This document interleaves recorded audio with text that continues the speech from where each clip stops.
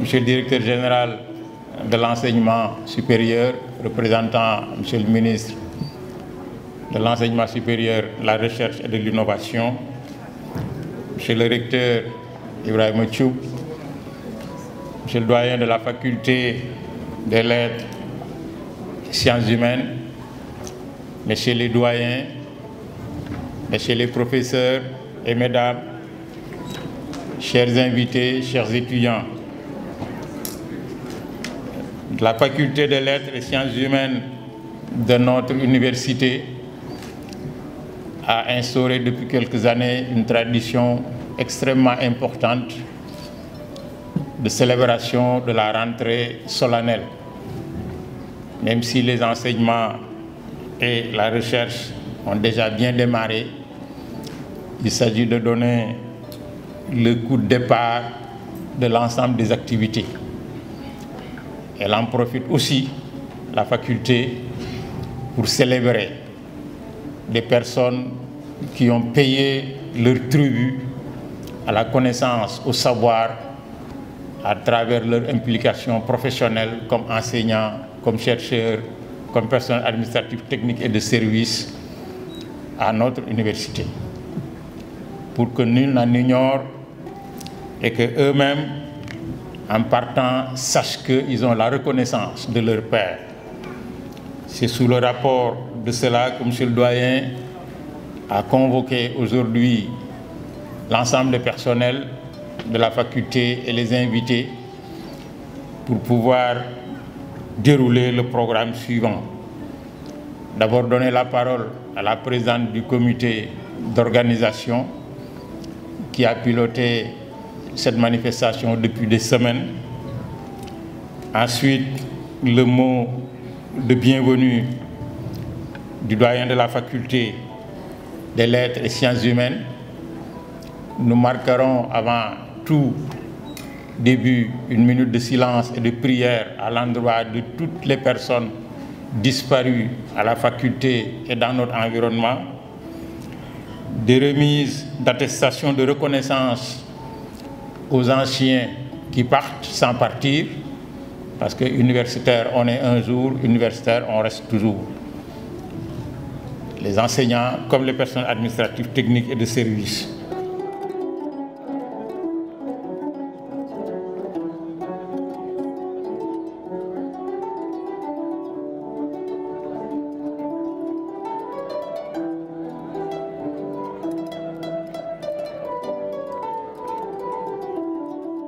La faculté souhaite aussi à l'occasion présenter les nouveaux arrivants. Tous ceux-là qui, enseignants ou PATS, sont nouvellement recrutés pour apporter leur contribution à la qualité qui se déroule dans cette faculté depuis des années. Cela passe aussi par la présentation des nouveaux pairs et des nouveaux PATS.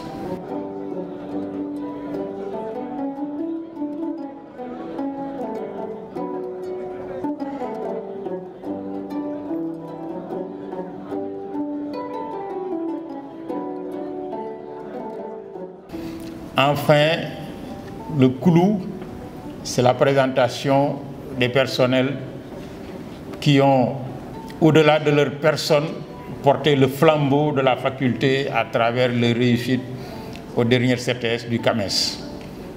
Chaque fois que les différents CTS du CAMES se déroulent, notre université, depuis une quarantaine d'années, se met au diapason et trace les meilleures places.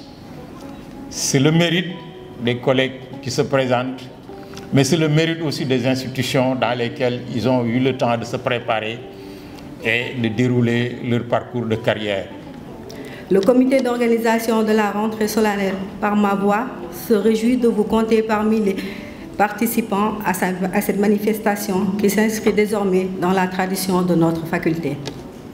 Depuis en effet quelques années, les autorités de notre faculté ont inscrit dans l'agenda de l'année universitaire cette cérémonie qui donne officiellement le signal du déclenchement de nos activités académiques. Monsieur le doyen et le conseil de la faculté en profitent alors pour honorer les travailleurs de notre faculté admis à faire valoir leur droit à une pension de retraite. Nous leur témoignons ainsi la reconnaissance de notre communauté pour l'ensemble des services rendus à l'université à travers la faculté des lettres et sciences humaines. Accueillir les pairs et PATS qui rejoignent la grande famille de la FLSH. Cette cérémonie leur permet ainsi d'intégrer leur nouvel environnement de travail et de sociabilité. Enfin, ce bon moment nous permet aussi désormais de célébrer les collègues enseignants, chercheurs qui, en réussissant brillamment les obstacles de passage au CAMES, confortent par leurs efforts la tradition d'excellence de notre faculté. En nous responsabilisant dans les tâches d'organisation d'une telle manifestation, le doyen de notre faculté nous assure de sa confiance, les membres du comité et moi-même. Nous avons tous ensemble travaillé de manière collaborative pour vous réunir aujourd'hui autour de cette fête de famille que nous vous souhaitons d'apprécier. Merci, Monsieur le doyen, Monsieur l'assesseur, Monsieur le CSA, Monsieur l'ACP, pour la confiance et les appuis discrets. À vous tous ici présents, les membres du comité d'organisation souhaitent une excellente année universitaire 2021-2022 dans la paix et la sérénité pour atteindre les objectifs de notre faculté. Enfin, en ce début d'année 2022, nous vous souhaitons à vous et à vos familles et proches une bonne et heureuse année 2022. Je vous remercie de votre attention. C'est le moment de convier toute la communauté facultaire dans ses différentes composantes, bien entendu, aussi bien le personnel d'enseignement et de recherche, le personnel administratif, technique et de service, et le personnel et nos chers étudiants. Donc, passer un après-midi loin de nos préoccupations professionnelles et étudiantines. Et c'est le moment aussi de célébrer nos valeureux, disons, maîtres qui partent à la retraite pour service rendu à la communauté et pour service rendu à la formation, à l'éducation, à l'enseignement supérieur et à la recherche. C'est le lieu aussi de recevoir nos nouvelles recrues, nos jeunes collègues, aussi bien pairs que PATS, et le lieu de les exhorter disons, à se mettre au travail et à se mettre au service de l'enseignement, de la formation, de la recherche et au service, disons, de l'UCAD. Donc c'est le sens, en un mot, du pot de rentrée que nous organisons chaque année. Nous avons, si ma mémoire est bonne, 28 personnes qui sont parties à la retraite, ce qui constitue une véritable saignée. Mais toutes ces 28 personnes, bien entendu, ont été remplacées par de nouvelles recrues.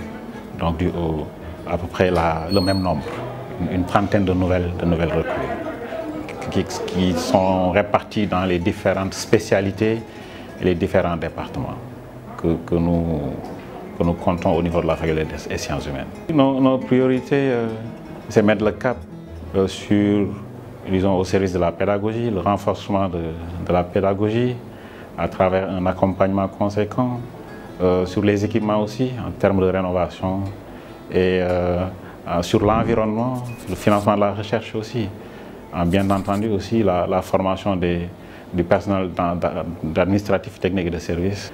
Tout cela constitue un peu notre feuille de route que nous allons dérouler pour l'année universitaire 2021-2022.